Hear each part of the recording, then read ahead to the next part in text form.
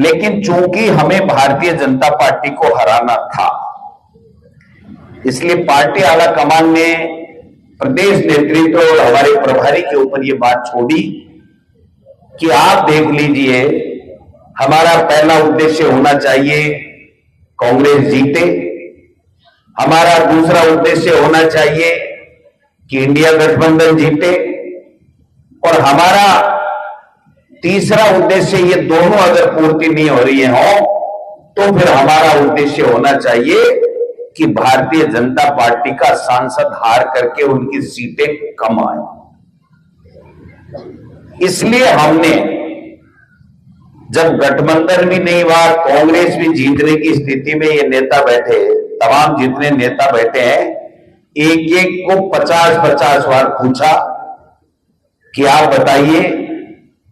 आम आदमी को पूछा नहीं जा सकता, इनको कहा कि क्या बताइए, आप कांग्रेस पार्टी को जिताने के लिए चुनाव लड़ना चाहते हैं, लड़ेंगे? सबने हाथ खड़े कर दिए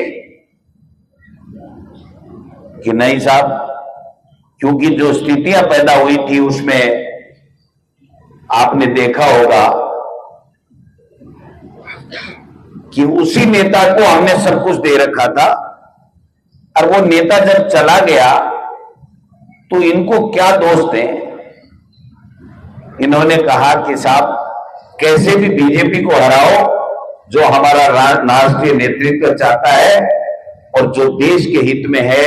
लोकतंत्र के हित में है, वो काम हमको करना चाहिए। और हमने पार्टी आला कमान से सहमति लेकर के प्रभारी जी ने और हमने प्रदेश कांग्रेस कमेटी ने यह निर्णय लिया कि हमें बीजेपी को हराने के लिए राजकुमार रोज को समर्थन देना चाहिए, क्योंकि बीटीपी या बाप हमेशा एक बात कहती रही है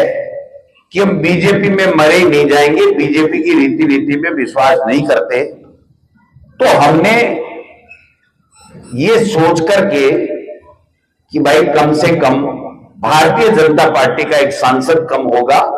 और ये कभी जिंदगी में बीजेपी में नहीं जाएंगे, तो कम से कम देश को विभाजन करने वाली ताकतों को मजबूती नहीं मिलेगी। ये तो था बैकग्राउंड हमारा एमपी में देने का।